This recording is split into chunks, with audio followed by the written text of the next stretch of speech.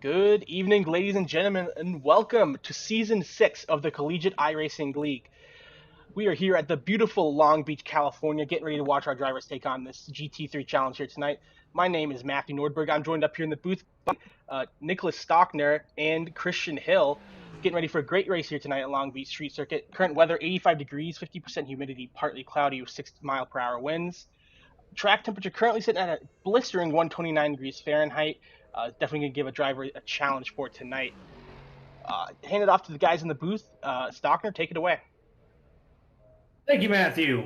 Once again, I'd like to reiterate, welcome, ladies and gentlemen, to tonight's proceedings. This is another excellent rendition of the Collegiate iRacing League, the GT3 Challenge, here for lucky season number 6, the first round of 7, here at the Long Beach Street Circuit. As you can currently see right now on your screen, there's a little bit of action going on with alumni currently qualifying in their first 10 minutes. They're just about to round it up right now with Alexander Klenk currently taking provisional pole, and Christian, we're on for something tonight, my friend.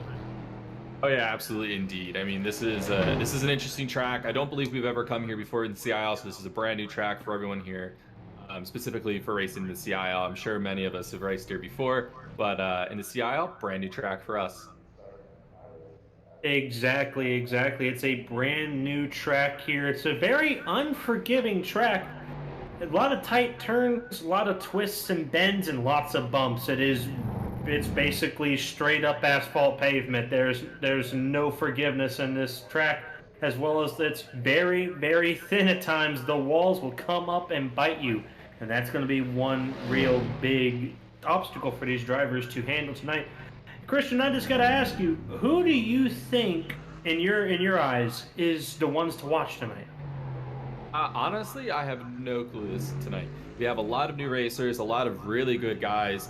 Specifically, we have Muhammad Alif, who we just had our Formula C competition yesterday, who, I mean, did an amazing job. And he's actually, he is a professional GT3 esports driver. I mean, this is what he does. I believe he is from Asia, somewhere in there. I can't remember. Singapore. There we go. He's a Singapore GT3 driver, so he is going to be a phenomenal driver tonight. If I had to take a bet, if I had to place money on someone, it would definitely be Alif.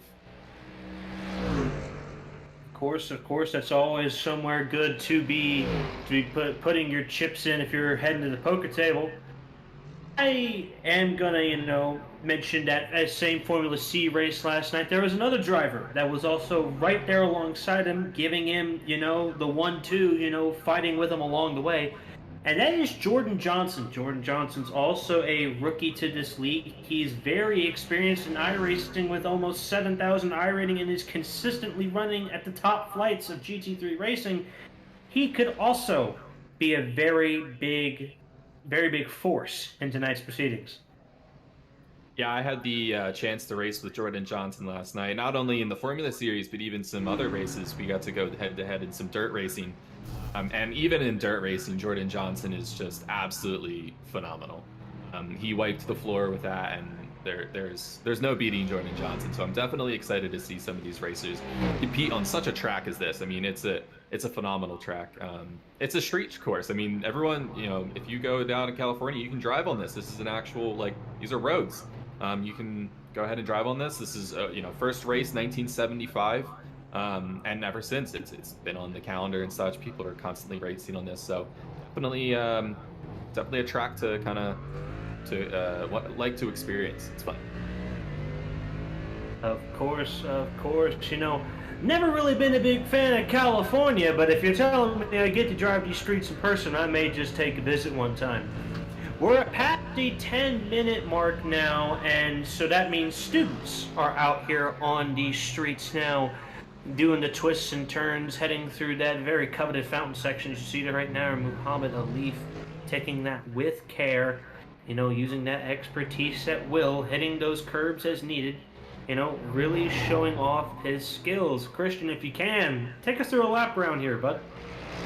Sure. As Muhammad Alif goes down. Oh, are we on Muhammad Alif? We are. I am not. Apologies. So, all right, we're going straight. This is a pretty easy straight. Be careful around this turn because you can lose it coming over that little crest right there. You can also hit that wall pretty easily. As we continue down straight, you can gain a lot of speed coming down this straight. So by the time you get to this braking point, you really want to hit that mark, because if you don't, to the right-hand side, there's even more. See as he takes over those curbs. What a phenomenal task. This is a fun little section of the track, probably personally one of my favorite. It's just a little bit weavy, turny.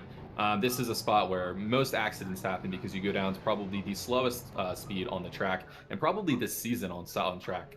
As we go past the front stretch here, passing pit lane, this is also a really fun section of the track. Really nice left-hander, can kind of cruise through there, not really much. As we approach the exit of pit lane onto the first left-hander, this is turn 1. Really dangerous turn as well because people gain lots of speed. Here we go through the fountain. Fountain can also be pretty dangerous. This entire track is, dangerous, to be honest. This is also another fun turn. You can take that pretty quick depending on what car you're in. And as we take that here, dangerous wall on the outside. A lot of people end up tapping that. It won't kill you, but it will kind of just, sludge you out of the way. So we take another left-hander through that, and we're back on the stretch again as we take this right-hander again. Yes. I'm getting a lot of Baku vibes for those F1 fans out there of this track tonight. This a lot of street, a lot of bumps, a lot of just very close walls, and Alif just decides that lap was not to his liking. He may go out there and try again. As he already has provisional pole as it is. He's got it by 2/10. The man only needed one lap. Yeah, definitely Baku vibes. Although it's not as fast as Baku. Jeddah is an extremely fast track. Super fast turns, banked turns, stuff like that. This is more of a street circuit. Yes, that is a street circuit, but this is a legitimate street circuit. It is built on the streets, whereas Jeddah was kind of built with just, very close quarters and walls in mind. But both tracks are astronomically fun to drive, but also can be quite dangerous. Of course. But take a look at our leaderboard here. Alif does have provisional pole here with about 6 minutes to go in qualifying with a 1:19.2. Alexander Clank, the leading alumni, will be starting alongside him currently provisionally. As for P3, it's looking like Jordan Johnson's right there with a 1:19.8, and then Kyle Bonin in P4, the Orangeville Racing driver and alumni from last season. And Conor Fisk puts it up to P2. He just put up a stonking lap of a 1:19.44. That's an incredible lap there. That's giving Alif a run for his money. We could definitely see a race down into turn 1. Christian, for this first 25-minute sprint, what in your eyes are the keys to success in tonight's first race? Qualifying position's everything. This is not an easy track to pass on. You're very tight corners. You don't have any runoff. So qualifying position is everything.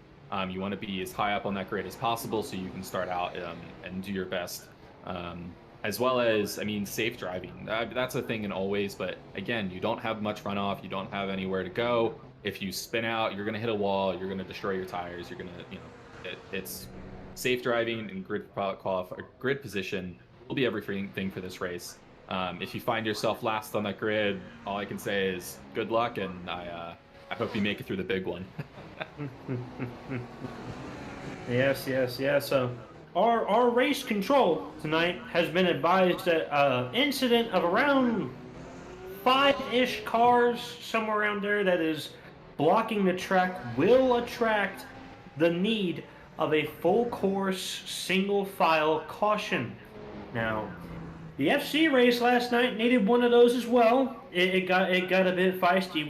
We were unfortunately unable to bring that coverage. We hope to soon, but that was one heck of a show at Okayama. I do believe Muhammad Alif here was able to get one of those wins, as well as, I believe, a driver who's not here tonight but specializes in low power formula cars, Ted Burns, who's been around GT3s before. He won the other race and the points will be coming out for that race from that league shortly. That was an incredible event last night to attend and be a part of. As we roll through here, taking a look right now into turn 1, I'm looking to see. I think that's Jonathan. Let me take a look at my notes here. Jonathan Appleton. Jonathan Appleton. Thank you. Jonathan Appleton right here from the University of Alabama, Huntsville. Charger Motorsports, if you will. Those boys. UAH is one of the mighty powerhouses of CiL. They came oh so eerily close to last season's controversial student championship between Justin Roberts and Ryan Whitlock, in which Justin Roberts controversially won the title off of a, some would say questionable, some would say fair move. But Justin Roberts is now an alumni. He is no longer in the consideration to repeat as student champion, but UAH has a lot of competition, has just recently influxed in. You're gonna hear this school all season. It seems to be a new powerhouse for specifically road. Ball State. Ball State's been a little bit of a back marker here for these last 2 seasons. They've been trying to get their ducks in a row. They've gotten a lot of back-end support from real-life IndyCar team Ray Hall, Letterman, Lanigan, and they are looking to really show up and show out this season. Yeah, Ball State especially. I think they're going to be a major powerhouse for the season, especially in road. They're just going to, the GT3 challenge, I mean, they're going to wipe the floor with it, especially if Muhammad Alif, I mean, correct me if I'm wrong, he is from Ball State, and it's going to be a massacre with Ball State. I mean, they have some phenomenal drivers, and I'm really excited to watch this season. He's gonna break. Do you think he's going to Sean Campbell it? Do you think he's going to wipe the floor, win every race? Now, I see Sean Campbell came from a time where there was only one race in every road session, and when Sean was doing the two races per road session, he could never win every race. But with the fact that we have a 12-car invert between race 1 and race 2, if, say, Alif wins the first race of this evening, has to start in 12th, with the difficulty to pass around this track, could he get frustrated and make a mistake and cost himself the sweep? Possibly. I'm not sure, but I haven't gotten the pleasure to see Alif drive yet in GT3 specifically. I've seen him drive in Formula C, but I have not seen him drive in anything else. So I'm definitely interested to see his ability and his skill. But we do have someone who's possibly challenging Muhammad in second, with Conor Fisk, also a new driver for this season. So we have 2 new drivers for the season who are taking the first row in the grid so far. Indeed, they are looking to be both students really well up there. Indeed, the highest placed alumni right now. Not to get away from our elder statesman, Alexander Clank is right there in P3. He could easily get the overall win as well. Being a fellow alumni myself, I do like it when, the elder statesmen of this league, take it to the new boys a little bit. But, as we all enjoy, new talent comes in and makes this league more competitive. It is very nice to see people like Muhammad Alif, Conor Fisk, Jordan Johnson, increasing the competitiveness and just the necessity of, if you want to win in this league, you got to be good. Yeah, I mean, this league definitely takes some dedication and some practice. I mean, it's been shown and shown again with some of these drivers, such as Sean Campbell and Muhammad. I mean, they dedicate a lot of their time and life to sim racing or actual racing. I mean, I know some of these drivers have real life experience, like Ted Burns, and it shows. It shows in their driving and how they're able to navigate through these tracks, and especially these drivers. So it definitely shows that they have put time and effort into it. It's not something you can just kind of pick up and go. And speaking of picking up and going, we have our qualifying results. Indeed we do. So we're going to take a look at the the qualifying order, and I believe that we're having an error here. There was an invert of the top 12 here. I see that. Why Muhammad Alif is now 12th?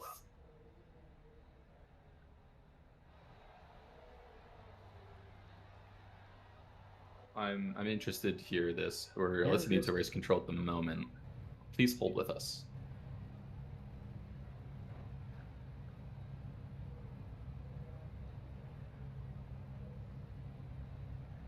Yeah, this is I believe we've had an error in our setup of the race, and so the invert happened our first race and not our second race.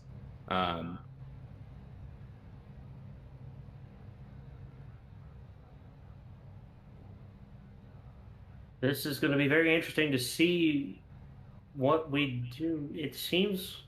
Oh boy. It seems like Race Control is just going to let it happen. Jacob Cummings is now on pole for tonight's proceedings. You have stolen the pole, my friend. Athena Leclerc lining up alongside Justin Roberts, lining up in P3 with Ian Brown in P4. Colin Evans P5, Ryan Whitlock P6, Nick Daly P7, Kyle Bonham P8, Jordan Johnson P9, Alex Clank P10, Conor Fisk P11, and Muhammad Alif P12. And continuing on, we got Thomas Crump in P13, Jordan Ricky P14, Hunter Hidesti P15 with Benjamin James in P16, Rahul Bolaneri in P17 with Andrew Burrell in P18, Nicholas Patinella in 19th with Garrett Fatton in 20th, Jordan Friedrich in 21st with Lucas Santos in 22nd, Tony Cohener in 23rd with Daniel Rodriguez in 24th.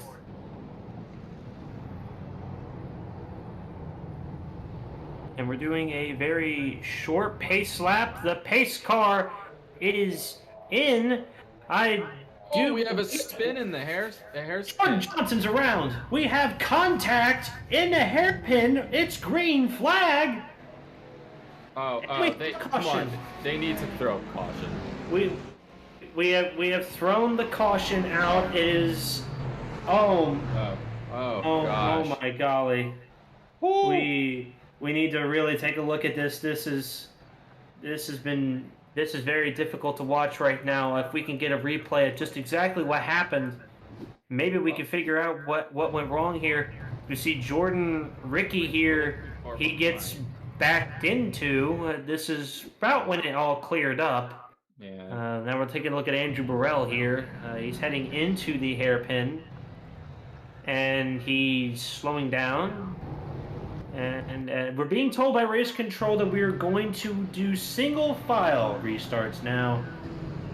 Clearly double file in GT3 for our faithful drivers. This is a tidbit difficult. But Kyle Bonin here, he's just navigating the scene, and he gets through clean. But what happened behind him? And someone went too wide. Clank goes wide. Johnson tried to get around, and I think netcode spun him around all the way there. Yeah, I think that's a little bit of netcode, a little bit of just unfortunate timing. I have to say, I don't think I've ever driven on this course where there wasn't an incident lap one on that specific turn. There's always someone hitting someone spinning, something happening. I've never had a clean race on this track. This is that section of that turn of this track is possibly the worst turn in iRacing. I do not like any. I cannot rave about this turn enough. I guess anti-rave. That's fairly true. This turn's a very difficult turn. Looks like Clank just understeered, trying to probably get a good launch off for the start, and Johnson's just there. I mean, that's all on Clank. Yeah, that's just that is Clank's fault there. I think the stewarding committee will take note of this and will probably report correctly.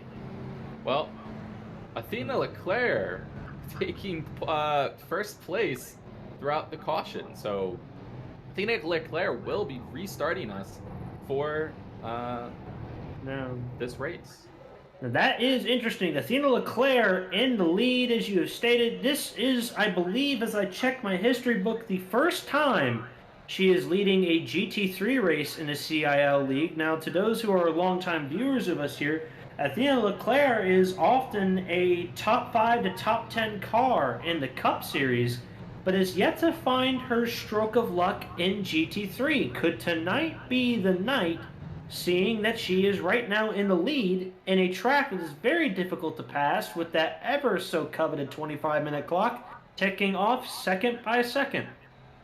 I really do. I think she has a phenomenal chance to take a win here.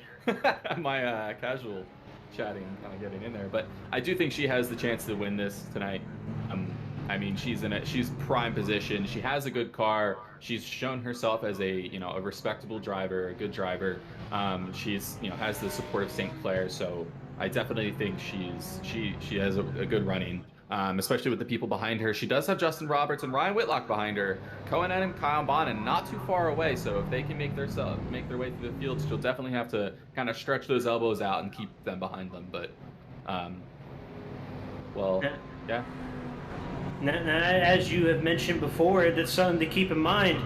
Two drivers that have a very checkered history, especially if we go back to the last GT3 race.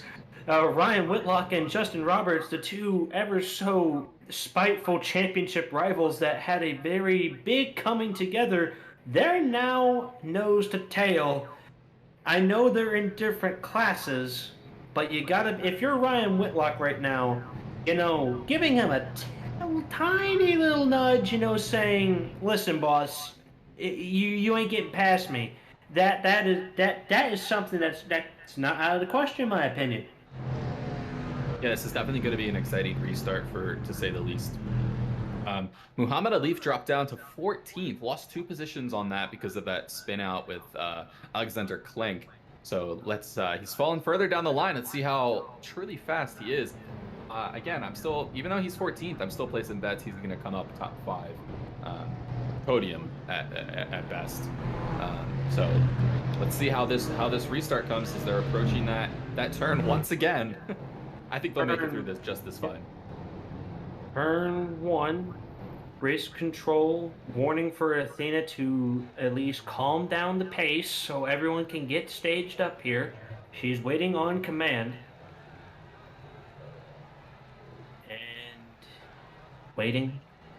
And waiting. Pace car's still out. Pace car's still out. The pace car apparently... Pace car's coming in this lap, guys. Lights are out on top of the pace car.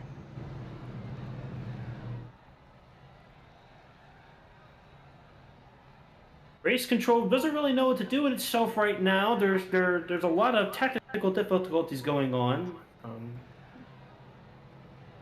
To our viewers, we do apologize. This is a bit miffed.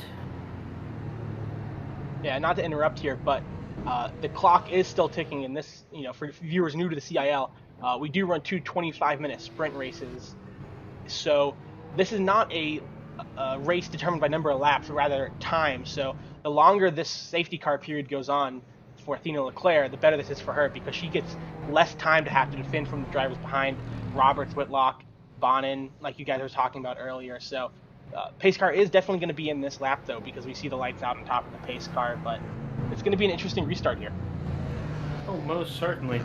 Another driver I want to highlight here real quick. He's an eNASCAR collegiate competitor. He's currently sitting P2. It's Jake Cummings. He's had a really good... He had a bit of a mid-season last year. He had a couple other outside of iRacing commitments to where he couldn't really run the full season with us, but he has shown pace. He has shown talent. He's back here again, and tonight he has a very, very, I would almost call it just a very sweet opportunity here to show his pace and to show his talent and maybe sneak out a win as well. Yeah, I mean, there's quite a few drivers that I was expecting a little more from for this season, but maybe I'm not sure what happened. Mainly Alexander Hogarth. Hogarth has always showed himself as being a really promising driver, but Hogarth is down in 30th. I'm not sure what's going on there with Hogarth, but I can totally believe he'll pass his way through the pack. With the power that is St. Clair, I'm sure they will get that car up right where it belongs. But we are making around the hairpin one more time. The pace car is in this lap. They're telling Athena to hold so they can stage more cars out of the hairpin. We keep rolling. We keep rolling. And will we? And we're bringing the noise. We are finally green for their first race of the season here at Long Beach. Athena Leclerc leads them on down into turn 1. She's got a really good gap going right now as Jake Cummings is looking to defend second place. That's Justin Roberts right there. He's diving into turn 1. He's looking for second. He makes the move. What a pass there from Justin Roberts. He's up there to second overall. Christian, we're heading into the fountain right now. Heading to the fountain. Athena Leclerc still leading Justin Roberts, being able to take over second from Jake Cummings. Ian Brown not too far behind Jake Cummings, trying to sneak into that third place as well. As we sit back and look at Ryan Whitlock and everyone behind him, Cohen Evans, Jordan Johnson in 7th, Nicholas Daly in 8th, Kyle Bonnet in 9th, and Alexander Klenk running out your top 10. Really trying to fight for that, and it's a great race, really clean start. Wasn't too thrilled with how they controlled that start, but hey, we made it through clean, and that's all that matters right now. Now we get to racing. We can really crank down on these last 16 minutes of racing. Indeed we can, as the 9-minute mark has just eclipsed here on this 25-minute sprint race. We're heading through the corners right now, through the backstretch here, and that looks like Alexander Klenk getting a move there, I believe, on Conor Fisk. That is a move there on Conor Fisk, as now he looks towards Kyle Bonnet. Kyle Bonnet is no easy feat. The hairpin, they break hard, and they make that turn. As we look towards the front, Justin Roberts, he could be sizing up an opportunity here on Athena Leclerc as they head down the front stretch now. Justin showed on lap 1. He's very willing to make a deep move. He takes a peek, but Athena keeps this spot for now. They're going to run through a couple corners for another passing opportunity to seize his eye. As we have another passing opportunity here. It looks like Conor Fisk trying to get back on Alexander Klenk. He's rubbing up on that bumper, letting him know, I did not like that pass, good sir. But Klenk keeps the position for now. Alexander Klenk, Conor Fisk, Justin Roberts, Ryan Whitlock, Jordan Johnson, and Nicholas Daly all in the Mercedes, which is definitely the most powerful car this season, has the best kind of performance of the season that we've seen so far. So I'm definitely interested to see how Athena can hold up in this Lamborghini, as well as Jake Cummings and Ian Brown. And Athena crashes. She's hit the wall. She is in the wall. Justin Roberts to the lead. It looks like Jake Cummings looking around. Athena's got a roadblock of cars behind her, and through goes Jake Cummings, through goes Ian Brown, through goes a bunch of different cars. And another car would hit. That looks like Nicholas Daly. Athena is dropping down the order. A huge mistake from Athena Leclerc. Let's see if we can get a replay. Oh, and she spins again. And there's cars around. There's 2 cars around in the hairpin, and they're backing up. They're everywhere. They're blocking the track. They're blocking the track, and more cars around. My God, another car around. We have blocked track. Goodness. We blocked the track. What a spot to spin. You cannot get out of that. Once you go into that spot, it's almost impossible to turn. They're literally blocking the track. They just stopped four other racers. And Athena trying to go in. Wow. There is quite a bit of damage. a massive mess. Multiple cars around. That was ugly, but that is Long Beach. It just happens like that. Oh, Justin Roberts just spun in the same spot Athena Leclerc did. And another, and he's people are hitting him. He just got plowed into. Oh goodness. Oh boy, we really need a replay of that. We're gonna have to see what happened there. Well, Jordan Johnson taking the lead with Jake Cummings right next beside him. And Ian Brown not too far away. But wow. What a spin. That's just stuff you don't want to see. If we could get a replay to just to look it over, because I missed that completely. that was just wild events going on here in this first race of the season here in the CIL. Jordan Johnson, he has the lead. He is looking into turn one right now. He's got Jake Cummings behind him and Ian Brown in third. Now, Jordan Johnson is one of those people that has enough talent to where if he gets in the lead, it is going to be very hard to maintain and catch him. But he does have a little bit of damage from his initial contact. Let's see if that damage keeps him behind. But as for now, race control has officially declared that the incident in the hairpin that took out multiple cars this evening is noted and will be investigated after the race. So, penalties to be determined. This standings could possibly not be final, as we currently see them right now. As they're running down the backstretch now, we're taking a look at Thomas Crump here in the Clemson/OWR BMW, chasing down what looks to be Nick Daly in the Mercedes. He heads through the corners. He's heading into a very technical section here. He may be looking towards his teammate Kyle Bonin ahead to give him a little bit of assistance here with his pass. He heads through the hairpin and mashes down on the power heading for turn one. Yeah, that is a crazy amount of events that happen. Unfortunately, we are unable to get the replay from Jordan Johnson, but essentially, I mean, if I could describe it to you, the same thing happened with Athena. He just lost it going into that turn, and I was talking about that on the qualifying lap. Is that turn's not flat. This track, although it may seem flat, it is not. It has a lot of dips and curves because of the way they built the road so that water could drain off. Well, because of that, the road isn't shaped like a normal road track, and it's very uneven, it's very rough, it's very coarse. So it's not a great racing surface, so it definitely makes it a lot harder to keep your car stable and straight. Indeed. Now, when we build roads, we don't build them for, very heavy, very hefty with downforce GT3 cars. We build them for your daily drivers. But, as we are people, we're like, if road, race car. So we've shoved race cars on this road here tonight, and it's definitely shown us some entertaining stuff here to start. We're over the halfway mark here in our first race, around the 14-minute mark, if I do see that correctly on my screen there. And, another car goes around, that's a Leaf! A Leaf has been turned by Clank! Mohammed Alif, my number one pick, has gone around in the hairpin, is currently facing backwards on track, has not been hit by another driver, but is definitely in a very tight situation. Oh, no! Oh. He's driving backwards. Oh my goodness. I will say he's I don't know if I completely agree with that turn, but it was definitely one of the safer turns to try to get himself started back again. He goes around to the big turnaround area and tries to get himself started, but is back all the way down into 18th. Whoa. Oh my golly, let's take a look here. Clank and Alif side by side. This is alumni and student here. This really isn't for points position. Clank to the inside. He gets stuffed there by what looks to be Cohen Evans. So he's a little bit understeery, and Alif just closes the door. The same thing as he did on the yellow. Man, that's a bad look for Clank. The stewards are not going to look at that highly.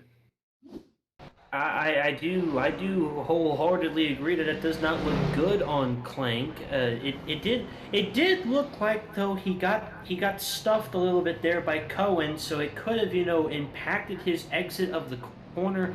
But it definitely did not look like the trajectory was right for Clank there. He should have probably conceded that position. The stewards will definitely take a look at that after the race. Yeah, you definitely you want to be on the outside of that turn because you have the best turning radius and everything. But the danger is that you can get totally destroyed if the car on the inside is not taking that turn tight enough. They can push you into the wall. They can spin you. I mean, it's a very dangerous corner to go in through too wide. Not one of the corners I will personally go through too wide. I will back out if it's me, backing out or going through too wide. I will 100% back out. I'd rather lose a position than be out of the race. Of course, it's very intelligent racing here. Meanwhile, for all those that are getting involved in a bunch of drama here, Jordan Johnson's still leading this race. He's pretty much assumed control of the event. If we go back to Jake Cummings, he ran a 1:21.3 that past time to Jordan Johnson's 1:21.2. He has started to pull away. The gap as last seen was around 2 seconds. About 2.5 currently. Two and a half currently. He's starting to pull away, starting to use that talent. You know, been a very eventful race. We didn't really get going for the first 7 minutes, but boy, we have really had a very exciting few minutes of racing so far. As we're still looking through the hairpin here, looks to be Hunter Hidesti. They're the 888 car from Clemson/OWR. Looks to be fending off one of those drivers there. We have Ryan Whitlock and Kyle Bonin in a duel of talent here. Both drivers extremely talented. Elder statesmen of the league have both been around since around season 3 of CiL. They have lots of experience inside these cars, lots of experience racing with this league and racing around these people. Two gentlemen drivers, if you will. They're very clean, they're very cautious, and they will race you very fairly. We're looking at Ian Brown right here. He is defending his life against Cohen Evans, Cohen Evans, another elder statesman in the league, been around a very long time, is a GT3 ace, mainly does GT3 racing. He does dab a little bit in the FC league, but he's getting a good view of that bumper there, as we got a great shot there. Thank you, Nordberg, and he's heading down the outside, and ooh, just barely misses that wall there, Christian. Yeah, Ian Brown, he's really sticking out those elbows. I mean, if you want to call anyone Checo Perez right now, it would be Ian Brown. I mean, he is the Minister of Defense currently against Cohen Evans. And Cohen Evans is no one to snuff at. I mean, he is a fantastic driver. I mean, amazing driver. I respect him completely. He's, great. But as we come down to turn 1, definitely an interesting place to dive bomb. There's a car on the right coming out of the pits, which can definitely play into the situation, but they made it through cleanly as they approach the fountain, taking this quick right-hander. Can definitely get a little hairy there, but Cohen Evans is unable still to get around Ian Brown, and Ian Brown definitely holding off tightly as we go around to this longer straight, where Cohen Evans might be able to get a bit of a drag, a pull, and maybe make a lunge down to the left-hand side. But he does not. He's sitting behind him. He might be just taking his time, kind of waiting out the time a little bit. That's definitely something to play on. Wait till the last minute. You can lunge, and they won't have enough time to get back at you. Indeed. As we take a look here, Ian Brown, they're heading down the very long back straight. Cohen Evans could certainly get a tow here. Maybe take a look at a potential move. Ian Brown, no move made here. It seems like the gap is just simply too far. Now, Cohen Evans, in his in the current state of being, is running in P4. It's a very respectable position, but he would most certainly like to start off his season with a podium if possible. As we also like to take a look at our second place driver. He's about 3.5 seconds off the pace right now, but Jake Cummings, he really took advantage of the fact that he was gifted good track position, and with his pace and talent has really kept that Wingate University Ferrari number 95 right where it belongs, in P2. Using all of that talent, he's navigating some lap traffic perfectly here with the blue flags. No mistakes, clean race. You get home with a good finish. That's always on your target list there. Yeah, and I mean, for all of those racers who made it through, were involved in a crash, maybe wrecked out.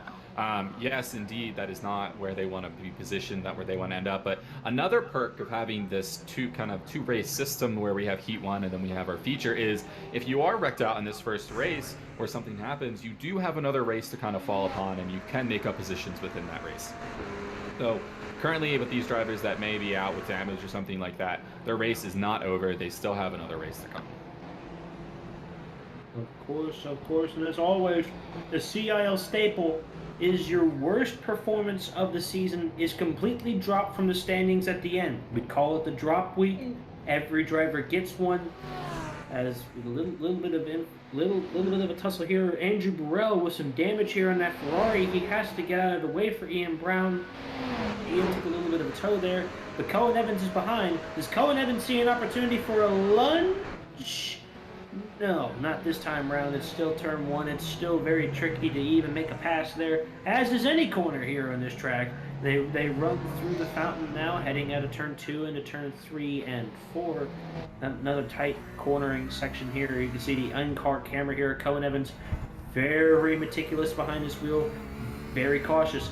He gets down on the power now, up the gears he goes now, braking hard here. He looks at the inside. Does he have it? Side by side, a little bit of elbows there, a couple fenders being pushed there. But Cohen Evans, no, he is not. Brown trying to take it back through the turn. Ian Brown gets it through the turn. Oh my golly, he really now that is a slide job. He went straight on for it. He cut the curbing even. He went all for it there. He still defends the position again. Now, will Cohen Evans see an opportunity here at this hairpin? It's a very subtle passing place here on this track, but it could be used. Instead, he's going to use it to diamond the corner, get a good run up the corner, power down. He will have the toe. Can he use it to his advantage and make that lasting lunge into turn 1? That hairpin is such an important turn. I mean, first of all, if you don't go through that hairpin correctly with someone else, you can definitely end your race, end their race. But also, if you do go through that hairpin correctly, like Cohen Evans, and get a great launch off of that turn, you can most certainly get that person who is in front of you, and you can pass them on that straight. It is such a powerful and important current turn, but is also some of the most devastating turn on this track.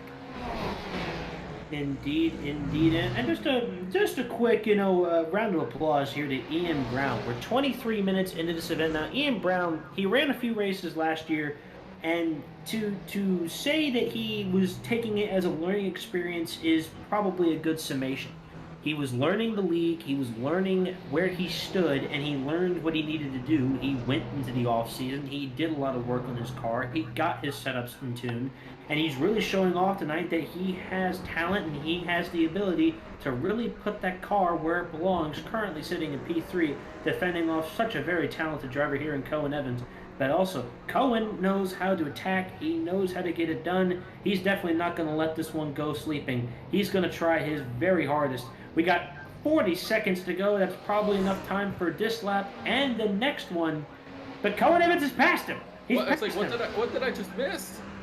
I think Ian Brown lost it on the turn. Something has happened to Ian Brown. I think Ian Brown kind of spun it up. He was getting loose on that turn every time I watched it. Let's see. Yeah, Ian. Yes. He got a little bit oversteery there, hit the outside wall, and Cohen Evans right there for the pounce. Yeah, Cohen Evans was not. Cohen Evans. Ian Brown is hit hard in the Lucas Santos in the tire barrier. That is heavy damage to multiple cars. Cohen Evans. Oh my gosh. Cohen Evans. Oh my golly, that looks to be either Athena Leclerc or Alexander Hogarth is around there, as there's a giant just blockade there in the street on a blind hill. I believe that was Alexander Hogarth. And wow, that was what a dangerous turnaround. The stewards will not be happy about that. The stewards are going to have a very busy night as Jordan Johnson, he's weaving, he's got the lights on, he's won the first race of the season here, race 1. Can he turn it around for race 2 as is planned? He'll have to start in 12th, but more cars here now come across the line as we run through the order. It is Jordan Johnson, Jacob Cummings, Cohen Evans, Ryan Whitlock, Kyle Bonin, Alexander Clank, Ian Brown comes home in 7th, Hunter Hardesty P8, Justin Friedrich in P9, and Tony Coroner in his CiL debut comes home in P10. Wow, what a first race of the season. I mean, if it I don't think it could get more exciting than that, and if it can, I don't want to see it. Exactly. I don't want to see it sitting right. I mean, I'm all about excitement and stuff, but that was peaking a little too much for my interest, especially with all of these wrecks and stuff. We just want a safe race, but that was a bit. Jordan is laying down some rubber right now, and go ahead, my friend. You have won your actual first career GT3 race. And the race control has just zoomed it up very well for us this evening. Welcome to Long Beach. This race was a very, very typical Long Beach affair. Yeah.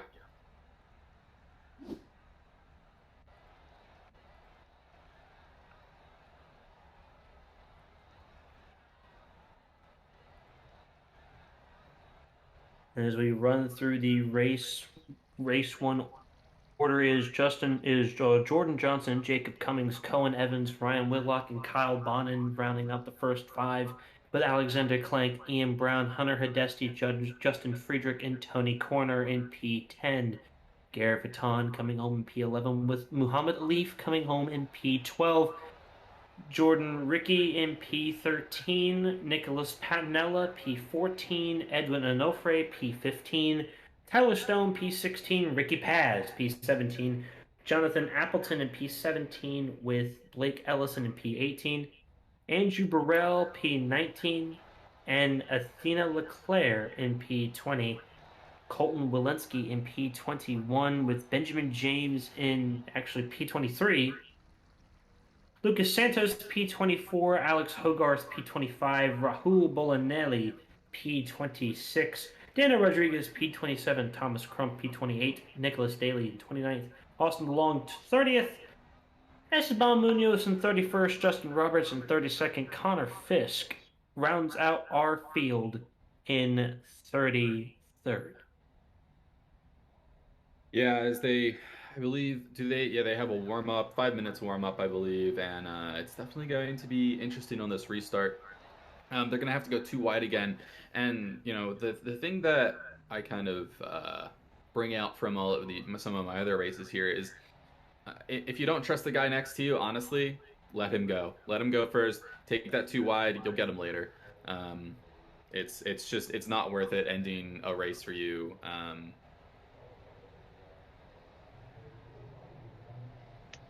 Yeah. No, that's a fair point. I think we definitely saw in that first race of the night that attrition is a big factor, and I think the drivers who can avoid the big wrecks, avoid the big ones, as they say on the oval side, can definitely score themselves some very valuable points early in the season. And as you mentioned earlier, your worst race of the season is dropped. So if you are able to avoid some of the wrecks here at Long Beach and you can get through some solid points, it gives you a bit of a buffer for later in the season if you're going for those championship points, trying to race for a title. So definitely something to keep in mind for some of these drivers, as we see a few drivers taking advantage of this in between race warm up session here to get used to the track again. Yeah, I mean, it's definitely an interesting track to open on.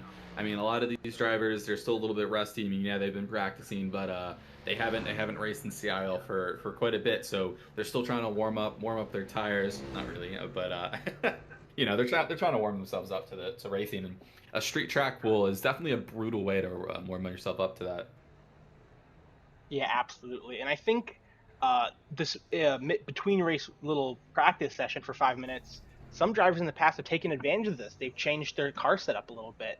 If they Yeah. were a bit looser than they thought they'd be during the race, they make a few tweaks to the roll bars or the aero package for their cars, just to give them that little bit of an edge in the second race of the night. Yeah, I mean, this is definitely the time for, people to kind of adjust their setups, maybe practice a little bit, take a mental break. I know that's what I personally do. I kind of use that 5 minutes to, cool myself off, to take a little break, drink some water, and then just get myself ready for this next race. I'm not one one person who's big on kind of editing or their setups, so I definitely like to just kind of have a few minutes of, to reorientate myself to possibly what had just happened in that previous race, whether it be bad, great, or whatever the outcome is. So, but that 5 minute that warm up definitely well needed for everyone. Yeah, and I think there was one thing you mentioned, just get a drink of water. I think a lot of these drivers, uh, sometimes, these drivers, a lot of them are in dorm rooms or college apartments that sometimes get a little stuffy. My dorm rooms in college and apartments were like prison cells almost in size. So bad AC, it gets a little stuffy in there. You get sweat a little bit sometimes, especially if you're sitting in one spot and you're in that crappy college chair that has no ventilation on it. It's just hydrate, take a break, get comfortable for about 4 or 5 minutes, and then get right back into it. at this tough, intense racing here at Long Beach as the drivers seem to wrap up their warm-up session. You get a great look at the fountain here at Long Beach. Just Yeah, beautiful views all around the track. those college dorms are pretty bad, aren't they? Yeah, Yeah. I fully know that as well. I remember some of these races after some of these longer races, especially endurance races. I would just come out of out of my chair and I'd just be soaked. I would immediately go and take a shower. You would have thought I just ran a 5K or something. I was drenched in sweat. But it's a lot of work, especially with some of these guys who might have a direct drive or something. Yeah, absolutely. As we get a look here at our starting grid for race 2 of the night, Jordan Johnson, our race 1 winner, will be lining up on the pole for the second race of the night, followed by Jacob Cummings, Cohen Evans, Ryan Whitlock round out row 2 with Bonin and Klink rounding out your third row. Ian Brown, after having an unfortunate end of the first race, lines up in 7th with Hunter Hidesti, the Clemson University alumni, running in 8th. Rounding out your top 12, you got Justin Frick. I hope I said that right. Probably not, though. From Minnesota State University in 9th, Tony Coroner in 10th, with Garrett Vinton and Alif in 12th. Starting at your 13th. Ooh, apologies. Oh, no, go ahead, Christian. Go ahead. Starting out your 13th is Jordan Reiki. 14th, Nicholas Patinella, who is yet to grid. Edwin Onofre, Tyler Stone, who is 16th, 17th, Ricky Paz, 18th, Jonathan Appleton, 19th, Blake Ellison, and 20th, Andrew Burrell. 21st, Athena Leclerc. 22nd, Colton Wilinski. 23rd, Benjamin James. 24th, Luke Santos. Indeed, P25 is Alex Hogarth, P26 Rahul Bolinelli, P27 Daniel Rodriguez, P28 Thomas Crump, P29 Nicholas Daly, P30 Austin DeLong, P31 Esteban Munoz, P32 Justin Roberts, P33 Conor Fisk. We are ready to go. The pace car is around the hairpin. We are single file. We are ready to roll. The pace car is in. Jordan Johnson, he is holding the field. Holding. And we are green here from Long Beach here for race 2 of round 1 of the evening here in the CiL. Jacob Cummings, he is right behind. He is taking a good look here at the inside. Jordan Johnson, he's willing to block. Can Jake Cummings take a lunge on the outside? The answer is no. He brakes hard. Whitlock has to brake hard behind him. They're really working hard there. As 3 wide out of turn 1 there. They got to clear that up for the fountain. They do not do that there. Looks like Clank took out some flowers, but everyone else is running real clean right now, Christian. He's taking some flowers with him to maybe bring to his mom or something. Hey mom, I won my race. Yeah, here we go. Oh, did we get a wreck? Looks like Hunter Hidesti. He's dropping down the order. If we can get a view on that, we can see what happened. There he is. He clearly spun. Wonder what happened there to him. If we could get a replay. Continuing down the. Here we go. Let's take a look here. We got Hunter Hidesti. He's coming through the corners now. He's handling Clink behind him and a car ahead of him, and he just gets. Loose. Maybe with a little help with the car behind him. Now I'm gonna take my complete bias out of here. There could have been some help. It could have been the off-camber corner. It could have been a little bit of both. But it definitely did look like there could have been a little bit of assistance from that rear bumper. But who truthfully knows? Jordan Johnson is leading this race. He's looking to take command as he so desperately tried to last race and finally got around to take command in the later going. He's having a much easier go at it this time. We're currently taking a look at Muhammad Alif. He's running through the fountain here. Alif is, if I'm him right now, I'm thinking I had a lot of pace. It really hasn't gone my way. I am quite frustrated at this current moment in time. I really just want to get up to the front and win. And he is probably abusing that car a little bit more than expected. But, it makes for great racing. Yep. This would have been a completely different race for him if he had started first. And like I said in the beginning, this race is just position. If you do not start high on that position grid, you're going to have a rough time making it through the field. It is a tight track, tight racing. It is not one easily to pass. If I were to compare this to any other track, Monaco. It is almost Monaco level of passing. You can pass, but you don't get very much of it. So, oh, here he goes. Justin Roberts nails the back of someone coming out of turn 6, I believe. Whew. Oh boy. As we like to report, Nick Daly and Hunter Hidesti have both retired for the evening, sitting in P31 and 32. They have decided that their evening is finished, as well as looks to be Conor Fisk. He looked to have retired in race 1, and he did not take the grid for race 2, citing, I think, mechanical issues. Turn 1, big wreck in turn 1, according to race control. If we can take a look at that, we completely missed that on our screen. If we can see what happened. Seems to be a bottleneck here. As we take a look here, it looks like to be Blake Ellison. He's coming into the corner, and Santos just, what on earth was that? Oh, that's a complete track stop. Oh, you did you miss it? I believe you might have missed it. I think we may have missed a track stop there, but what on earth was that there from Santos? That was a out of nowhere. You could find where Daniel Rodriguez crashed. He got a good view of the incident.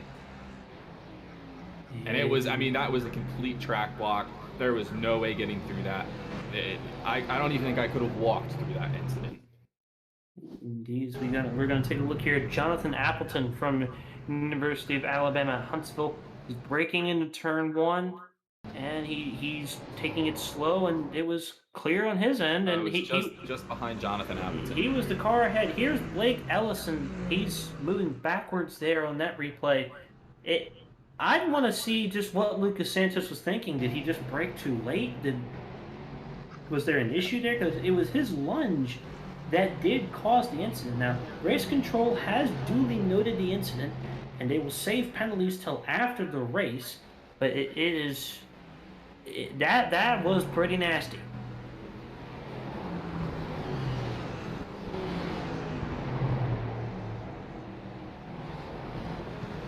Yeah, that was not as we try to find the replay for that. I mean, it was not a great race. But currently, looking at our top 3, we have Jordan Johnson.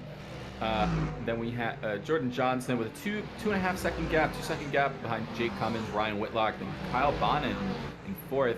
Ian Brown in 5th, still kind of keeping up with Cohen Evans behind him again. So Ian Brown Cohen Evans and Ian Brown are really going at it. They're having a great race tonight, great racing. And we love to see it. We love clean, nice racing. It's kind of what we live for, what we strive for. If we see some good racing, that's what we're doing. What a move there from O'Leaf to get past Clank. As we would like to note, race control has decided to get a little bit ahead on some penalties this evening. Lucas Santos was given just a black flag for that. I am very rarely taking away my bias, but I'm going to call it an egregious incident in turn 1 with that lunge. Just out of nowhere and just blocking the track as a result. A black flag is probably deserved there. Yeah, so a black flag, definitely a brutal one. So that means they have to come in and pit. That's a disqualification, or would that just be a stop and go? I believe that is a stop and go penalty. It's the most severe penalty we have on record that does not stop the car for the race. And another car has decided to retire for the evening due to mechanical issue. It's Rahul Bolinelli from Michigan Tech. We're looking at Ryan Whitlock now. He is in between 2 cars, Jake Cummings and Kyle Bonnet. Now, Jake Cummings, we've already discussed this evening. We haven't really paid much attention to Kyle Bonnet. Kyle Bonnet is an elder statesman in the league. He was very good in the student category in GT3, but he's one of those drivers that I would like to say is marred by the history of Sean. Sean was so good that drivers that on their day could win anything couldn't beat Sean. Kyle Bonin is one of those race car drivers. Oh my God, Ian Brown and Muhammad Alif, they're going at it in the wall. Oh no! Lord. Oh gosh!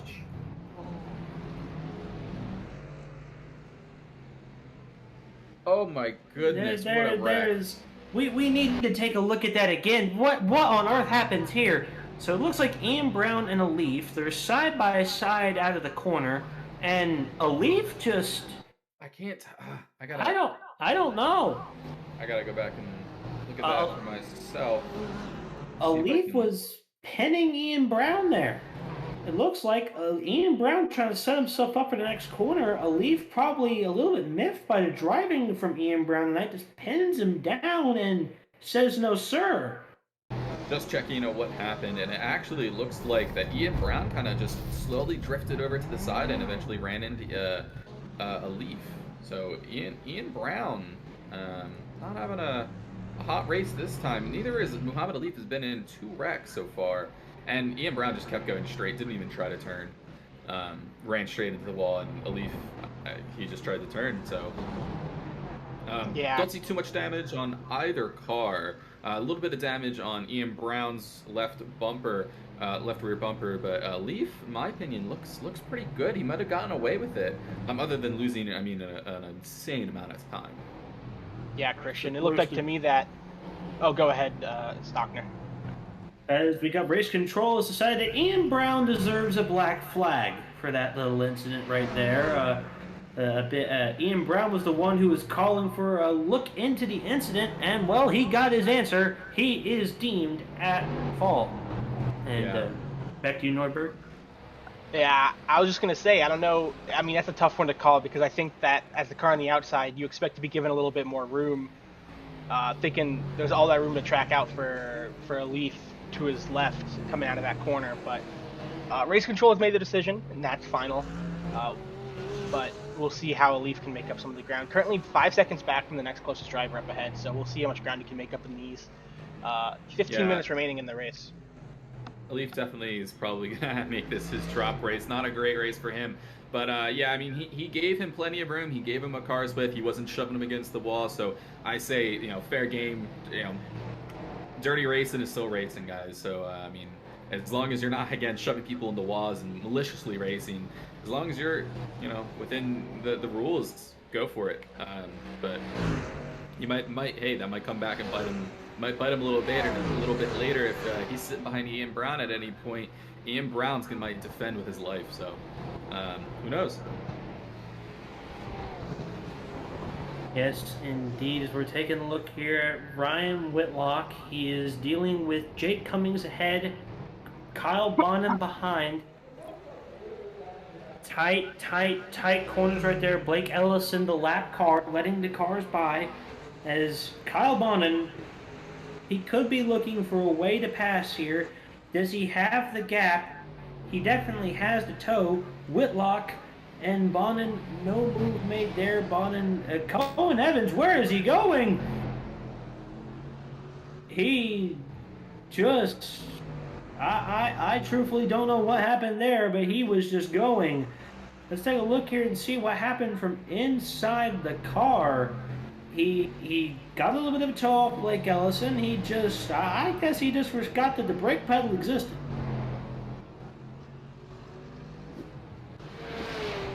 Oh, Colin Evans. Whoa. Indeed is. The car behind him, I don't know who that car is, but we're back up here now. But once again, the battle of the evening. It's been Kyle Bonin and Ryan Whitlock. This battle isn't even for points in their respective series because it's an alumni versus a student. But it's just been fun to watch this racing live. I mean, they're heading through the corners here, and will Bonin set up the pass by getting a good launch off the hairpin? He puts the pedal to the floor. He's getting out into the straightaway here, getting the toe. Ryan Whitlock also getting a toe here from, it looks to be Jake Cummings again. It's a classic DRS train situation, multiple cars with toe, but Whitlock, he takes a peek on the Jake Cummings. Bonin a little bit too far behind. He's going to concede here and let these two cars duke it out. Those two cars are fighting for actual points position. Bonin is simply just fighting for track position right now. Bonin, I do believe, according to my scoreboard, is the top scoring alumni at the moment. He would get the full 50 points for being the alumni winner this evening. And another great 50 points there for the Clemson OWR team that was team champions of the alumni division last season. But so far here, Christian, we've had very exciting racing here for the first, I believe, 13 minutes. Yeah, and we still have about another 12 minutes to go, just about. And for those of you who may be a long-time watcher or brand new to the series, we have changed up a little things with our banners in our different classes. So before, our student banners, you can see them, their mirrors on top of their windscreen, and on their wings on the sides, you can see that blue color. That defines a student racer. So if they have that blue, that means they are currently racing for a student championship. But if they have red, that means they are a alumni racer. So kind of clearly defines it on track for both you and the other drivers on track. They know who to race and who really to kind of push for, because sometimes track position with that other person, that other alumni, if you're a student, may not matter. Indeed. A lot of talk goes on within the teams about how to organize their students and alumni if they're racing together, making proper adjustments and changes as needed to fully get the grasp of, hey, if you're an alumni and I need this gap between me and this other student driver, the alumni will often be able to assist in helping out.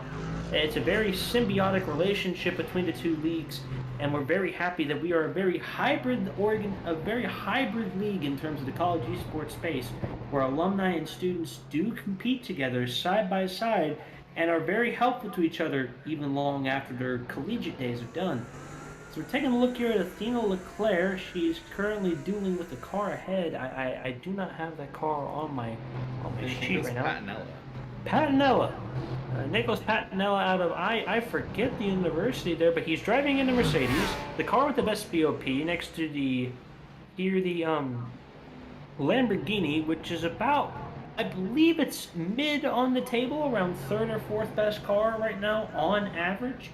But Athena Leclerc, very talented, as well as Patinella. They're, especially with Athena here, able to keep a car that is deemed inferior currently in GT3, as a car behind has spun around here in the hairpin, and oh my, I'm trying to gather who that was. Looks to be Tyler Stone here at a St. Clair University. That's St. Clair iRacing Academy there. He gets through the hairpin, and he just mashed the gas a little bit too hard. Again, that's a dangerous corner to be in. Not one you really want to sit in or get spin out in, because it is very difficult to back out of that. You obviously want to rejoin this track safely, but it is very difficult to do on, one, that corner because it's so tight and it's a very blind corner, and two, because you're on a street track. You don't have any off track, you don't have any grass to run on.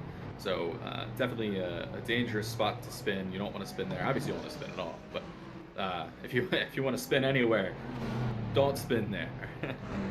Indeed. As we're taking a look right here at Athena Leclerc, she looks to have gotten around Nicholas Patinella now in that Lamborghini from St. Clair University. St. Clair University, a team that is, they started off small. They started off, as just a group of fine young race car drivers, wanting to get along, and then the school gave them full varsity support. And ever since then, they have sponsors on the car. They have, a lot of professional outside esports help in the form of McConey Setup Shop and eNASCAR Coke drivers like Robbie Vrabel Jr. coming on in and, helping out the system there. The team is a very defined team, and a team that we like to call one of the powers of CiL. And once again, Athena has been shown to be St. Clair's flagship driver, the driver that they like to showcase off the most, and she is once again providing us with some great entertainment on the track. As we're taking a look at Jake Cummings here, the battle is between him and Whitlock. This is for P2 overall and P2 in student. These are two podium positions right here. Looks to be a slow car got out of the way, and Bonin is there as well. Bonin is trying his hardest to get there to at least fight for the podium. Sitting in P5 is Alexander Klenk in P6. He's been duking it out all day. He's hit a couple walls. He's hit a couple cars. It's Muhammad Alif in P6 after the race he's had. My God, that is a drive. Yeah, it's a crazy top 7 grid. I mean, you have Jordan Johns, who's 6 seconds ahead of Jake Cummings, and then Cohen Evans rounding out that top 7 with a 11, almost 12-second gap between him and Edwin Onofre. I mean, they're just there. They're trying to fight for it. Muhammad Alif definitely sticking himself right up into there, being able trying to hold on, maybe even fight position. Not much time left. Just about 6.5 minutes left to race. So we'll definitely see where Muhammad Alif can kind of get through. He's definitely racing with some of these more experienced drivers, a little bit more safer drivers. So he will have a bit of a better experience, but unsure of the damage he might still have from earlier incidents. Indeed. It looks to be his Bonin here. He maybe, with Cummins in second place, leading what is the GT3 version of the DRS train right now with multiple tows going on. You look at it from Whitlock's perspective, they're just defending each other. As we got right here on the screen, Athena Leclerc and Nicholas Patinella going at it. It is an alumni versus a student. So this is simply for track position purposes, but you can see an alumni is behind Patinella. He wants to get that track position. They're side by side at a hairpin. There's some contact involved. Patinella and Leclerc, they're in a drag race right now in the front stretch right now. That was close. Whew.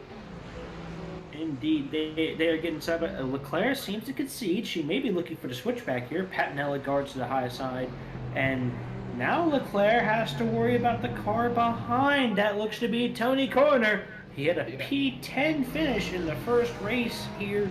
He's looking to keep up, some good stats here. He's currently P11. He wants that position because he wants that position from Patinella specifically because that is points in the alumni division. Yeah, just continuing here watching Athena and Nicholas Patinella, and it's what a fight right now. It is amazing. Nicholas Patinella just taking over this because Athena and Leclerc had a bad overtake or a bad turn through that hairpin as they go into turn 1, and Athena lets go of that position. So Nicholas Patinella definitely taking over 9th place currently. Athena Leclerc still in the points though. Yeah, Athena Leclerc in P9. If this was F1, she's most certainly in the points. But GT3s for the FC for the folks who missed the FC race last night, we had about 30 some odd cars attend the event, and only 10 cars per race got to take home points. That league is a very competitive league just to score points, let alone win that race. Here in GT3, every car does get points. But it is a more spread out system across. The winner gets 50 points, and then it slowly decreases down to around 25th. You get very minimal points for your performance that night. But I mean, 25th compared to first. Let's be serious here. The difference should be a little bit staggering. As we see Alexander Klenk right now, he is there. It's getting into the mix. We now have a proper DRS train here with tow. 5 cars, all following Jake Cummings, and it looks like Cohen Evans wants to join the crowd and make it a 6th. All these cars, the issue with these trains here is quite simple. If you're Jake Cummings, you just have to defend Whitlock. Whitlock's trying to attack Cummings, but also trying to defend from Bonin. And it just works its way on down to where the cars in the train, they want to attack, but at the same time they have to defend, so they hold position. And it just ends up being one big long train. And all it takes is someone to say, I've had enough, and they go for it. Right now, none of those drivers are willing to be that person. As we're about 22 minutes in here, we're getting near the end, and Jordan Johnson is looking to take it from lights to flag. Been sitting here watching Athena Leclerc for a little bit, and I have to say, out of all of the cars, I think the Lamborghini has the best exhaust. I just heard this nice crack pop from the exhaust, and that just made me light up like a child. I was so excited to hear that. And what great sounding! Some of these cars just absolutely sound phenomenal out here. But I digress. Indeed. I mean, I personally am a fan of the sound of that Mercedes. Now, I don't drive the Mercedes specifically. In fact, I'm not really a Mercedes fan. But that car, I respect a great sounding race car. As once again we see the train, they are putting on a show right now. They're getting just enough tow from each other, but Alif seems to have passed Clank. That's the first cog in the train. Now, Alif, he is up to P5. Now, P5 finish from the night he's had, that's a very respectable finish. But if you're Alif, you are, quite frankly, angry at the way that your night has gone. You want to end up on that podium so we can have a good chat with you after the race this evening. And, it's looking to be one of those events that it may just come too late for him, but he is gonna have to have one heck of a showing here. Kyle Bonin, he is the man he has to pass. Now, Kyle Bonin's a very difficult man to pass because he is also extremely talented. Kyle Bonin's also wanting to get on that podium. He wants to have a chat with us here tonight at the end of this second race here, but Whitlock is in P3. He is doing his darndest to defend the position, Whitlock. But here Bonin has to attack and defend at the same time. We're getting close near the end. Christian, is anything surprising you right now? No, I kind of just sorry there. I mean, it's kind of going a bit basically how I expected. Not perfectly for everyone I really wanted to go for it. I mean, Muhammad Alif, I was super excited, but I believe he understands. He's a dedicated racer. He's been in this for a long time, so he understands things happen. He'll get upset. He'll just figure out, hey, was there anything I could do differently that might have prevented this? He'll look at it from a learning perspective, and he'll kind of go on with his day. But other than that, I mean, Jordan Johnson possibly taking out the win for both of these features, which will give him an obscene amount of points and push him really high up on those standings for this upcoming championship. So definitely starting out the season strong for Jordan Johnson. All I can say is will definitely not be his drop week of the season. But Indeed. Now, Leaf there, he just made a pass on Kyle Bonin. He got his elbows out a little bit. Seemed like he really wanted to do a little bit of a tussle. He got up there to P4. Now he's on Whitlock. Now, Alif is shown to be just a little bit rough there, but it could work. Here is Jordan Johnson. He's looking to, I think he's taking the white flag now, or he's slowing down. I think Jordan Johnson has just won the second race. I mean, it's just typical of this race. He basically had it from start to finish. Jordan Johnson has won. Jacob Cummings in second place. Ryan Whitlock in P3. Alif, trying to get that podium, he ended up just 4/10 short. I mean, this race isn't over. Alif is right behind Whitlock going through these turns. If Whitlock makes a mistake on this final hairpin, I mean, Alif could possibly get this. He's making a good turn, and they come out of it pretty clean. So I definitely think Alif is going to be able to take this.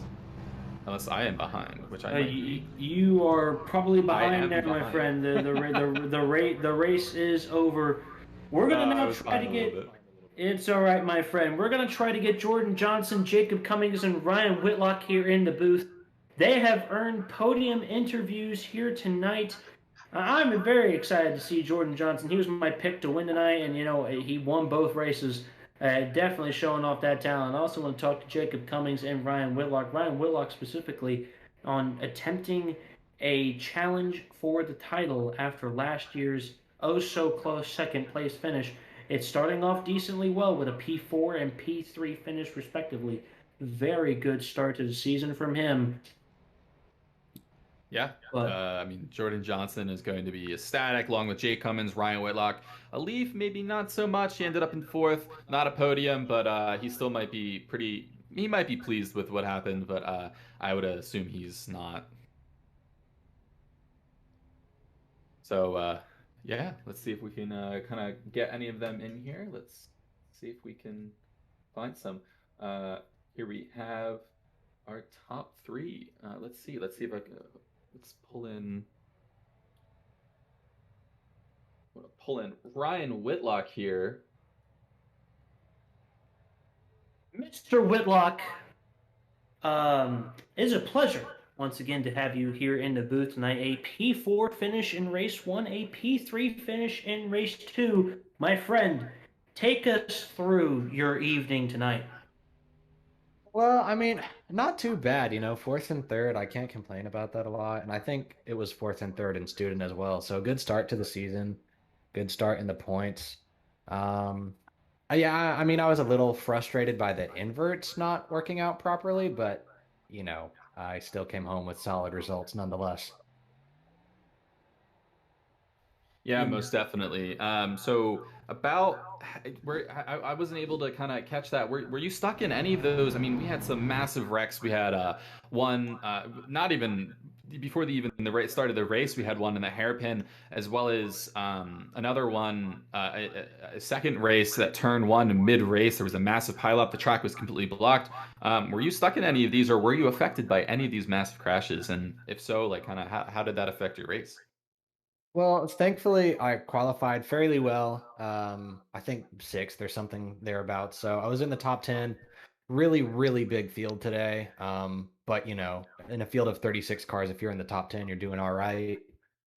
Race one, I believe Justin Roberts spun hitting the apex of turn eight, which I've done before. But he just wasn't able to return to pits by the time I hit him, which was not fun damage, but I think I held off Bonin to the end. So it hurt my lap times, but didn't hurt the result. Yeah, most Indeed, definitely. indeed. And just one last question here before we go. The second race, there was a very long, a GT3 version of a DRS train there where it was defending and attacking. What was going through your mind as you were holding your composure to, eventually end up with this podium result this evening?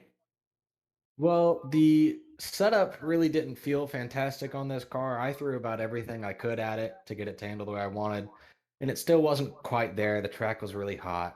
And the car behind me was rear engined, car in front of me was mid engine. So they would inherently get better exits out of the hairpin.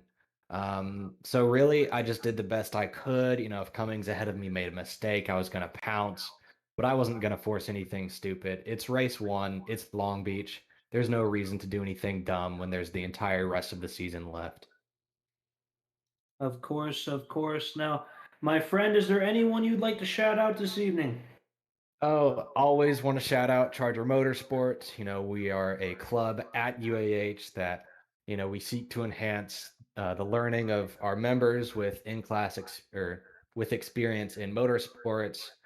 Jordan, Jonathan joining me today, Matthew Tucker for crewing for the whole team. It's a great club, and I always got to give a huge shout out to those guys for the effort they put in the sim and in the real world.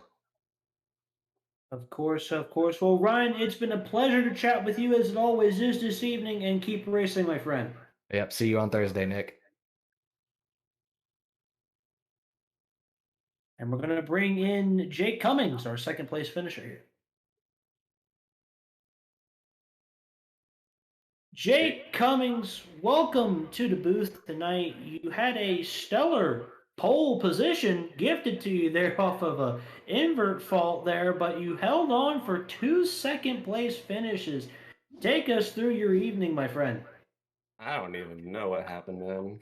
That was interesting. Yeah, so I was in a Discord chat with Ian Brown, and we were just talking about it.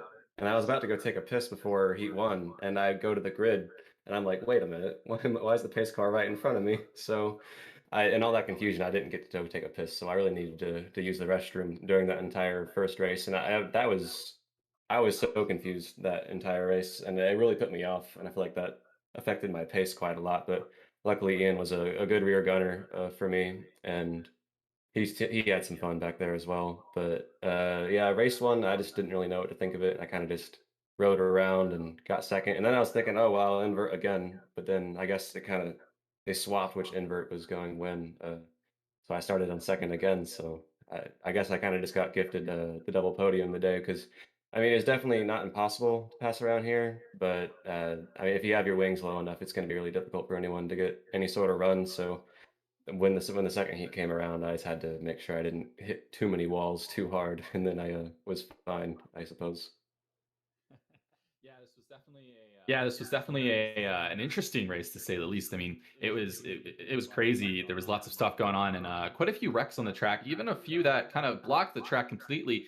And speaking of those, I mean, did any of those affect your race? And if so, I mean, you said that you kind of got affected a bit by that safety or the switch and everything, the safety car in the beginning. How about the rest of it? Were you? I mean, there was quite a few track blockages. Were you? How was that in your race? Yeah, I was surprised to see as many back markers as we did, and I was there was someone else in our Discord voice who was watching the stream and letting us know about pile-ups like that and what was going on with that, so he was really helpful. I didn't see any pile-ups myself or any stopped cars really, but I assume whatever the aftermath of that was with the back markers being off the pace and us coming up to them sort of affected me, but not any more or less than those behind or ahead of me, I suppose. So, I mean, I guess that's just kind of what this track is going to deliver for us, and I, I mean, at least no one affected my race so much to the point where it had cost me a position. Yeah, so I know that's common in oval to have a spotter, but you have a spotter for road as well. Not really a spotter. He kind of just showed up, honestly. It was just me and Ian who was racing as well, and then my friend, his name was Grant. Not that it really matters, but he just showed up, and we were talking. He showed up right when that whole kerfuffle with the invert in Heat One was going on. So he had no idea what was going on. He was like, "Is this thing being streamed?" And we told him, and he found it. So then he was telling us everything going on in the meantime. Guess he had nothing better to do, but always appreciated to have stuff like that, and. Uh, yeah, I mean, he's just that kind of guy, I suppose. Kerfuffle is definitely the correct word to use to describe all of that. Yeah. Indeed, indeed. Now, Jake, one last question for the evening. In the second race, it was very subtle. It was a very opportunity there ahead of you to maybe make a lunge at Jordan Johnson.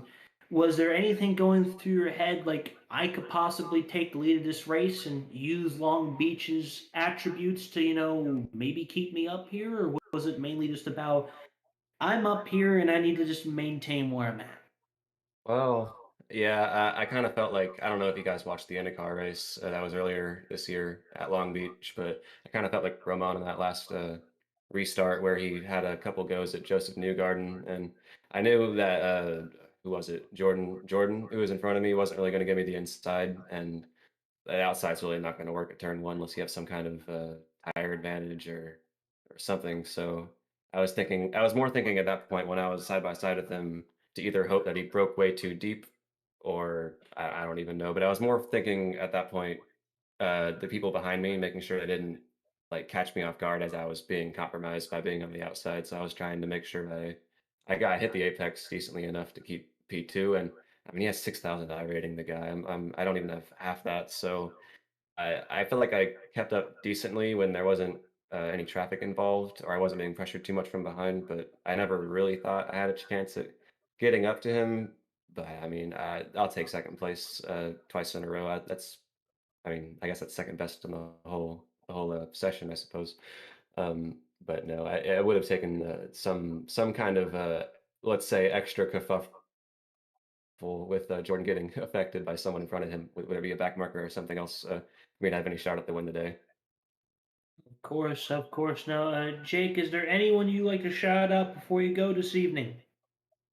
Ian Brown, my main man. He had an eventful Heat One and Two, but he was a great rear gunner, as I was saying earlier, and I maybe wouldn't have finished where I finished in either of the heats if he wasn't for what he did, and he was pretty unlucky as he usually is in races like this with getting a penalty for something that, from what I hear, you guys saw giving your opinion on was totally unwarranted. But big thanks to him because he's a really good sort of teammate. We help each other when we can. But yeah, so shout out to Ian Brown. Of course, of course. And as always, keep racing, my friend. Thank you.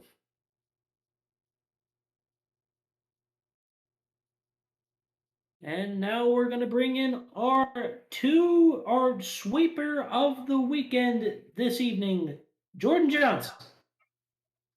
Mr. Jordan Johnson, how are you doing this evening, my friend? You went from spinning before we took the green flag to sweeping the races this evening. How did that happen from your perspective? Well, it was definitely a very warm start to the night because I was kind of flustered by that initial invert at the start of the grid and then turned around. That didn't really help things. So I was not exactly hoping for much other than damage recovery. So to be able to kind of bring things back, granted with a little bit of luck and race one, I was very happy with. And then going into race two, I knew going in, as long as I held things together going into turn one, I had the advantage. The Merc was strong enough that it was going to stay in front anywhere that I needed it. I just needed to hold that into turn one. So it was a very calm race for me after I was able to take the lead, but leading up to then, I mean, I had to dodge two major, or maybe not incidents, but hacks, if you might say, or a scrum of cars going down the main straight in lap one, and then on the backstretch heading in there, I believe lap six or so, there was quite a few cars that were kind of piled up, and that just cleared the way for me. Yeah, I mean some of those wrecks definitely might have kind of helped you there, especially maybe that single file restart at the very end at the end. I mean, you were behind Athena Leclerc a bit. You were quite a few positions behind, but I mean some of those wrecks they kind of just handed you the position. You're like, hey, I got it now. I'm gonna go for a run. But although they kind of helped you in effect, were you ever like held up? I mean, there were two wrecks that were absolutely massive. We had two complete track blockages, which I thought without yellow was going to be thrown for, but indeed it wasn't. Were you ever affected by any of these, or did you even know they were happening? Well, there was the big one on lap six that I talked about where they blocked the backstretch. That was what gifted me the lead. I just had to take a little bit of a fight with who was P2 in the Ferrari then. But aside from that, nothing really affected me in terms of major incidents. Uh, I had that battle with Jake after the incident, and then it was clean sailing from there. I had a couple lap cars that I came up on. Some made it a little bit tougher than I would have liked to get past, but once I realized I kind of had more than 3 seconds to play with, I just would sit behind them until I got a straightaway, and they would give me an easy way past. Yeah, and I mean that's great. And I mean going on with this rest of the season, how are you feeling with going on? After finishing race two, how are you feel about race two? Excuse me, race two, finishing race one, going on to race two, and the rest of the season? How do you feel? What are your thoughts? Well, to be honest, I didn't think I was going to be right up front right away. GT3s are probably my worst car on the service. I felt like I was going to have a better time in the Formula cars on the other night of our championship. But end of the day, I mean, I've shown I have the pace. I know I'm gonna have a lot of battling with. I believe it's Muhammad Alif. I believe his name is. Yeah. I probably Hmm. butchered his last name, but I know he's got pace. He was really unlucky today, so I definitely was the jump start that I needed to put a championship challenge forward. But we'll see how it goes throughout the subsequent rounds because he's definitely not going to make it easy on me. Hmm. Most definitely, yeah. He's a pretty talented racer, as you are, though. So I'm definitely interested in seeing some great racing between all of you. Well, Jordan, if you say GT3 is your worst car, by golly, I don't want to know what your best is because you were clearly just class of the field tonight. Is there anyone you'd like to shout out before we send you on your way? I mean, just Pure Sims Esports, my team, our partners, FreeM, Knight Rider, Cube Control, SimLab, all of those guys. We have, they've been giving me a lot of coaching and help. Although for this, I'm more or less arrive and driving. They've definitely given me a lot of experience and know-how behind the wheel, and I can't repay them. I can't thank them enough, or even think of being able to repay them in the near future. But this is, I guess, just step one of that. Well, Jordan, it is a pleasure to have you on your CIL GT3 debut and nonetheless a debut of sweeping the night. As always, keep racing, my friend. Yep, thank you.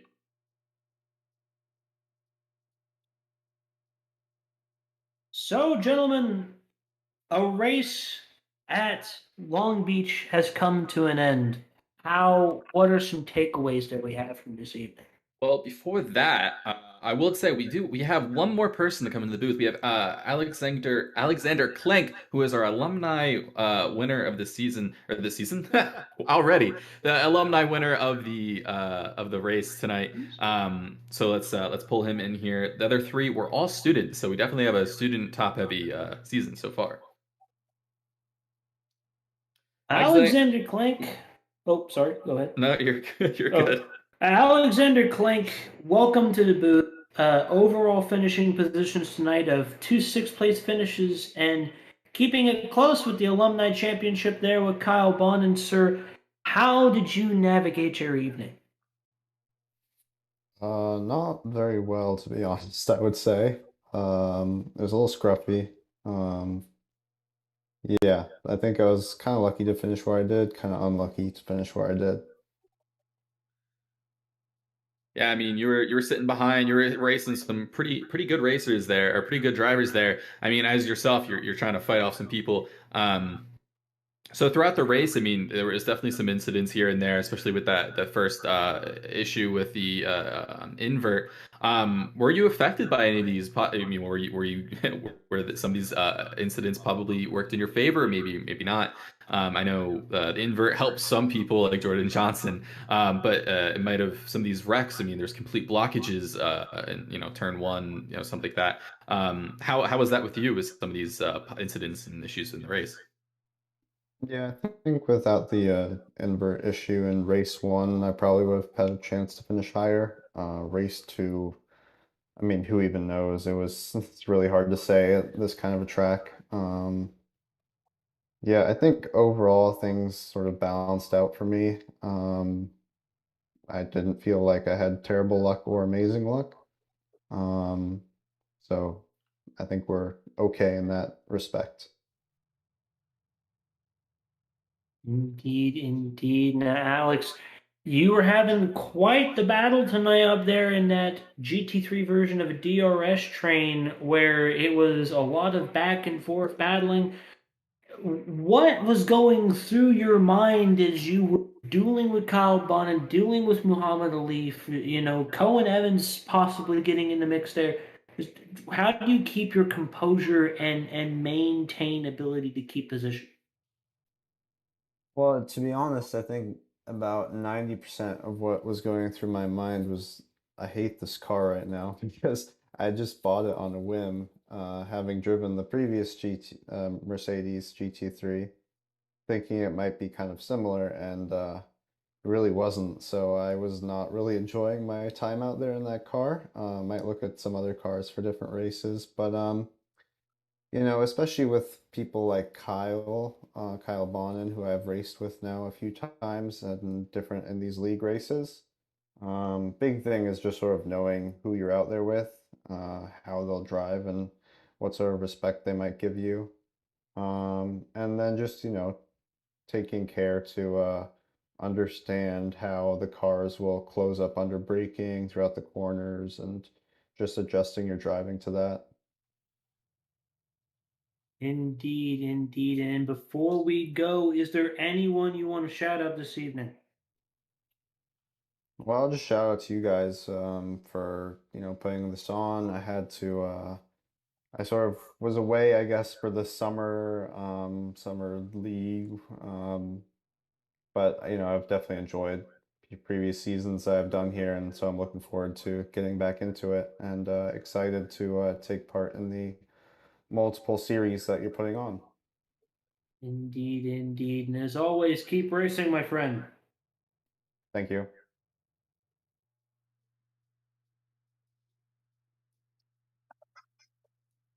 Well, gentlemen, now it's time to say this. It has been a wonderful evening here at Long Beach. What can we take away from this? I mean, so much. I mean, first of all, we've realized that we have an overly competitive field. I mean, this is going to be a fantastic season.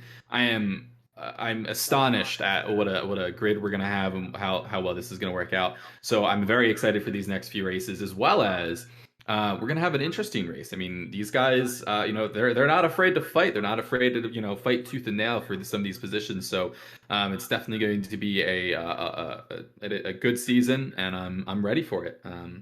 So it's gonna be great.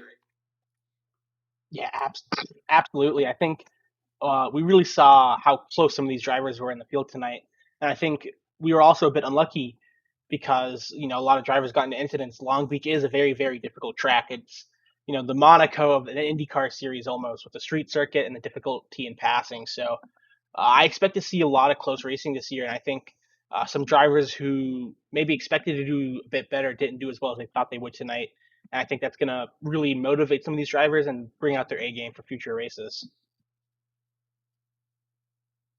Indeed, indeed. Now, personally speaking tonight, from what I was able to see, this race was, in all honesty, I think the most incident-packed road race I've ever had the privilege to race in or commentate. It most certainly brought on Long Beach, tight corners, bumpy roads, cars losing control, and drivers with some tempers tonight. There was definitely some contact that was, more emotionally enhanced than vehicularly enhanced, if you will. Definitely some people, getting a bit frustrated. They couldn't pass, they couldn't make the move, so they had to use some bumpers, and they had to go where they, didn't usually like to go. Now, I mean, and there is just simply some moves tonight, like, the one from Lucas Santos. I bring that up again, that, you're just thinking, what on earth is happening here? I mean, it just, some moments it was chaos, some moments it was pure clean racing, but that is Long Beach, and we certainly got what we signed up for this evening. Yeah, most definitely. I mean, street tracks, they're always going to be pretty dangerous. So, I mean, I hope this is the most, wreck filled.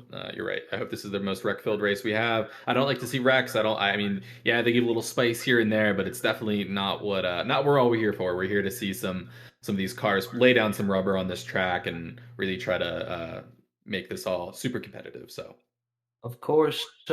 And to the fan, we welcome you, and as well as we thank you for attending and viewing this race this evening. You watched a lot of emotions be shown on this track. You watched a lot of clean and yet a lot of hard racing. Bumpers being thrown, cars being lunged, and cars hitting walls. It was a symphony of engines. 33 cars taking to the field for two 25-minute heats, and overall a Long Beach race that we will less ever forget. If you are a fan of GT3, we ask you to wait for 2 weeks as we eventually head to the Twin Ring round at Twin Ring Motegi for our GT3 cars. If you're a fan of the CiL in general, we welcome you and invite you to watch next week, as Monday night it is the Kansas Prospect race for our NASCAR series, and on Tuesday night it is the Kansas Premier race for our NASCAR series. The nation's best collegiate NASCAR drivers going head-to-head in the Collegiate iRacing League's NASCAR Cup Series. It will be exciting and entertaining to watch. And I'm speaking here for Matthew Norberg, Christian Hill, and myself. We thank you for watching, and we wish you a wonderful good night.